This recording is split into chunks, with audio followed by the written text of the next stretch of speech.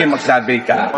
Alam naman po natin ang malaking problema pagka madilim, maraming mga hindi magagandang nangyayari. Magandang umaga mga kaibigan. Andito tayo ngayon sa Barangay Malinaw. Kasama tayo ni Mayor Vico Sotto dito sa lugar na ito upang alamin yung mga dapat ayusin at ito'y kaugnay sa Open Kayusan. Kasama rin natin dito si Vice Mayor Dodo Jaworski na nakiisa sa magandang layunin ng lungsod ng Pasig.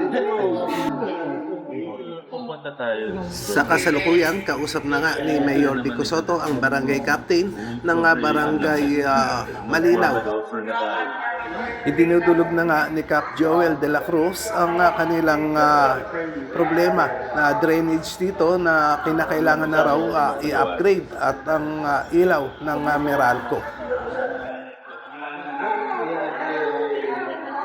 Mga kaibigan, maya-maya subukan natin kuhanan ng panayam si Vice Mayor Dodo Jaworski upang malaman natin yung mga inire-request ng mga taga rito.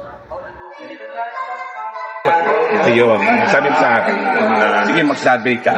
Pagka lahat umayag ka, mapagawa na. Magaling na kami. Kita mo, sabi nila kayo lang.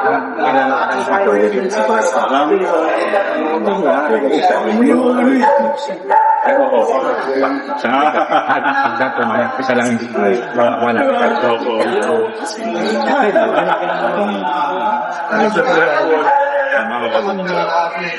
Pero madali na po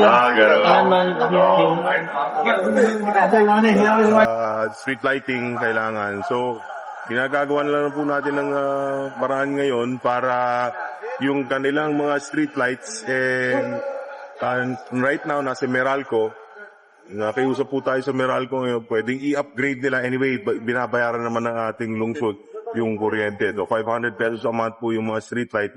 Kaya sa ating mga kababayan, kung hindi nyo po alam, pag mayroon pong mga Meralco streetlights, hindi po libre yan.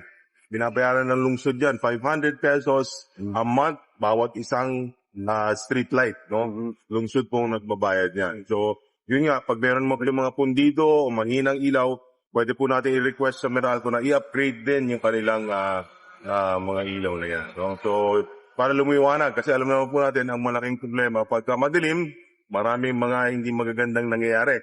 Nakawan, mga akyat bahay, etc. Kaya kailangan nasa priority po natin yung paliwanagin yung gabi.